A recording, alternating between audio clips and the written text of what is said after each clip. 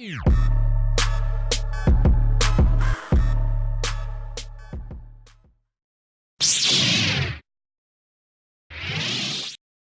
what's up and welcome, I'm the one and only West Coast King, and welcome back to Major League 90, where we are talking Major League Soccer. And this past weekend didn't really have too many surprise results, did it? Especially in the Eastern Conference. The top four teams there, Columbus, Orlando, Chicago, and NYCFC, all picking up wins. Three of those teams were playing at home, so it's not all that surprising, where in the MLS particularly, the home teams usually dominate. So not that surprising. And NYCFC was the one that was on the road, but they were on the road against last place Philadelphia, who look like a last place team. They just not playing that well at the moment, so not very surprising result there either. But in the Western Conference, it's a little bit different. So let's start off with talking about the Rocky Mountain Cup between last place Colorado and I think currently 6th place RSL, or as I was going to call this one, the Copa Siesta, because in my opinion, two most boring teams in the MLS. So the game gets going, not a lot happening, big surprise, I know. On the half-hour mark, Colorado scores. They're playing at home, and if this was Colorado from last season, it's game over. For the next 60 minutes, they're going to sit back, play defense. RSL's going to get nothing, especially since they're not a very strong offensive team anyway. At least they haven't been until recently, and it's over. I mean, there's no point watching anymore. It's going to end 1-0, and that's it. And it almost did. It very, very nearly did until the 85th minute when... bit of bad luck for Colorado. RSL has the ball in 18, and they have a shot, and it hits the defender's arm. Straight red card, penalty given, and everything turns. Movsisian steps up, bangs home the penalty to make it 1-1, and 2 minutes later, Brooks Lennon hits I wouldn't say a screamer. It was a roller from about 20-25 yards out that found the far post and went in. And somehow, in the final 5 minutes, albeit with Colorado down a man, RSL found some offense again and picks up their second straight win in a row. That is not too bad, especially since this one was on the road with no blizzard conditions. I mean, the last win, if you remember, against Vancouver was at Rio Tinto in a complete whiteout, so make of that what you will. They did score 3 in that one, but they put 2 more away in this one, and they picked up another win, and RSL is up to 6th place in the league. Not really, I wouldn't say still looking all that great, but they're picking up victories, and you can't really knock them for that. In 5th place now, we have San Jose, and they were once again at home. Last week, they picked up a late goal to draw with Seattle, and this week, exact same thing. This time, they're at home taking on 3rd place FC Dallas. Dallas has the 1-0 lead, looking to put the game away. And in like the 94th minute, somehow San Jose finds a goal and get another draw late at home. I don't know what to make of them. They don't play particularly well all game long, and yet somehow still get a point.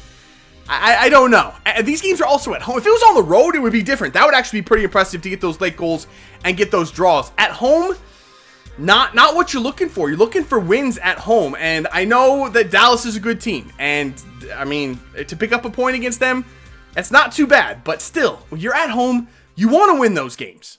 In 4th place is Houston. Not a team I expected to be there, but they are playing well. They've got one of the better offenses in the league. Cubo Torres continuing his resurgence, scoring goals at will. They're at home taking on Minnesota. And I'm not going to say much about Minnesota because I think I've picked on them enough already this season. Justifiably so. They have given up 24 goals this year. 24 goals. The next closest team has only given up 11. So, I mean, that's what we're talking about when we're talking Minnesota here. So, at home, Houston, you would expect them to win this game. With their offense and against that defense, I'm thinking like 3-4, 5-0. And it started off that like it was going to end up that way. Houston picks up 2 goals in the first half, just cruising along. I mean, Minnesota's just being Minnesota. There are players literally standing by themselves for Houston in the 18-yard box. There's not a Minnesota defender within 10 to 15 feet of them. Literally just standing there waiting to tap balls in the net. I don't know how it wasn't like 6-0 in the first half. Probably could have been with the way that Minnesota was playing defense. But it's 2-0 heading into halftime. This is a game, if you're a contending team this season, you put that game away. No question. And I was watching this game. I'm like, I don't even think I'm going to watch the second half because there's no possible way. Just no possible way that Houston blows this. I was wrong. Houston blew it. They actually did blow it. And Minnesota came back, scored 2 in the second half, and got a 2-2 draw on the road in Houston. For Minnesota, not bad. Not bad at all. Probably didn't deserve it with the shots and possession all heavily favoring Houston. But still, they picked up a point on the road. You always want at least a point on the road, and Minnesota got it. Houston, on the other hand, that's why I don't want to put Houston up there as a contender. Love the way they play offense, but sometimes they have a tendency to switch off and become Houston of last season. That's not what you want. They did it, fully did it this past week against Minnesota. I don't know. They need to get a little bit more mentally strong, and then I think they're going to be there. We already talked about third place Dallas against San Jose, so that leaves the top 2 teams going mano-a-mano this past weekend. This was the game to watch. Sporting Kansas City on the road at Providence Park in Portland. And I said last week, if Sporting can get results in their next 2 games, they were at Portland, next week they're at Dallas. If they get draws in these 2 games, I would be supremely impressed with that. If they were to pick up 1 win, I said last week, I would say that maybe they've turned the corner. What a freaking game it was in Portland. These 2 teams, if you haven't watched them play, not just the fans. It's one thing if the fans don't like each other, like Portland and Seattle. It's more the fans that don't like each other there. Some of the players, yes, but mostly the fans. Sporting players and Portland players genuinely hate each other. For whatever reason, they've had some good battles in the playoffs, some good regular season battles. This was another one, very, very physical, very hotly contested, a bit scrappy, and it's just freaking exciting to watch. I loved every second of this match, and I loved it even more because Sporting came away with a 1-0 victory. Not to say that, Portland deserved to lose. They played very well, particularly down the stretch in the final 30 minutes. I didn't think there was any way Sporting was holding on to that 1-0 lead, but they did. They did what they needed to do, and they got the big, big victory on the road in Portland. Supremely impressed. You know what? Round of applause for the performance of the season so far, I would say. To get a win against that Portland team in Portland, I didn't think it was going to be possible. I really, really didn't, and that speaks volumes to how good I think Portland's been this year. But Sporting just did it, man. They just came out, they had the confidence, and they got the job done. So, GG, Sporting Kansas City. That was very impressive. And I suppose now I have to talk about Seattle, don't I? I really don't want to. You know what? I'm to that point again, just like I was last season, where I just don't want to. And to be fair, somebody commented on one of my videos that it wasn't such a bad performance. Seattle had their shots, hit the post a couple of times, some miraculous goal line clearances from Vancouver. All very true, and that kind of made me see the light. I went and looked at the stats. Seattle had 15 shots, 7 on target. But just by those stats alone, just outplayed Vancouver. But they lost 2-1 on the road in Vancouver. Although that is a place where Seattle normally plays pretty well. They've gotten some wins on the road in Vancouver. I half expected them to come out and actually win this game pretty convincingly. But Freddie Montero, man. Freddie Montero, the former Sounder, scores 2. And it wasn't that he was particularly good. That was Seattle just not being awake defensively.